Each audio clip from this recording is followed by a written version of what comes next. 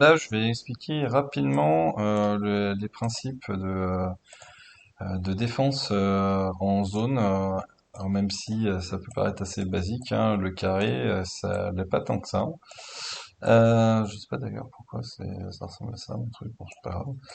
Là, on va imaginer une situation où, je sais pas pourquoi j'ai ce dessin-là, mais c'est pas très grave, on s'en fout.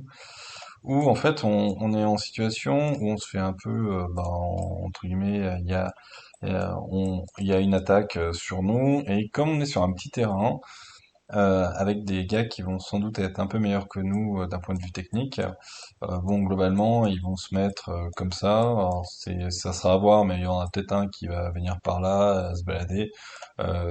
Mais quand ils sont en zone offensive, il va y avoir cette situation, par exemple, le palais est là.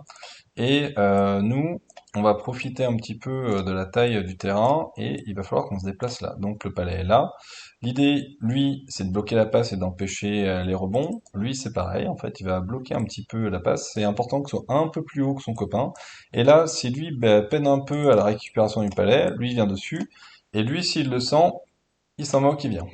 Lui, il va peut-être se décider, mais c'est pas dit parce que c'est quand même, ça peut être surprenant à venir là. Et si vous êtes à 2 contre 1, l'idée c'est de pouvoir sortir le palais sur lui, et lui au pire, il va pouvoir accélérer et aller sur la bande. Voilà.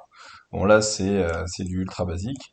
Et si on le palais de l'autre côté, ben, on fait l'inverse, c'est-à-dire que c'est F2 qui est un peu plus haut, lui on se décale, donc on s'éloigne de la cage à ce niveau-là, et on fait en sorte de bloquer. L'intérêt, c'est que là, vous allez vraiment être dans une situation où eux, ils vont pas avoir le champ enfin, de la place de tirer, et la zone dangereuse de hockey, elle est là en fait, hein.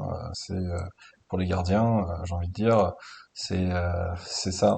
Donc faire une passe à un mec qui est ici ou à un mec qui est ici, là vous en foutez de la passe. Si elle arrive, si le gardien, enfin si il y a un tir d'ici et que le gardien le prend, je veux dire, c'est pas de la faute des joueurs.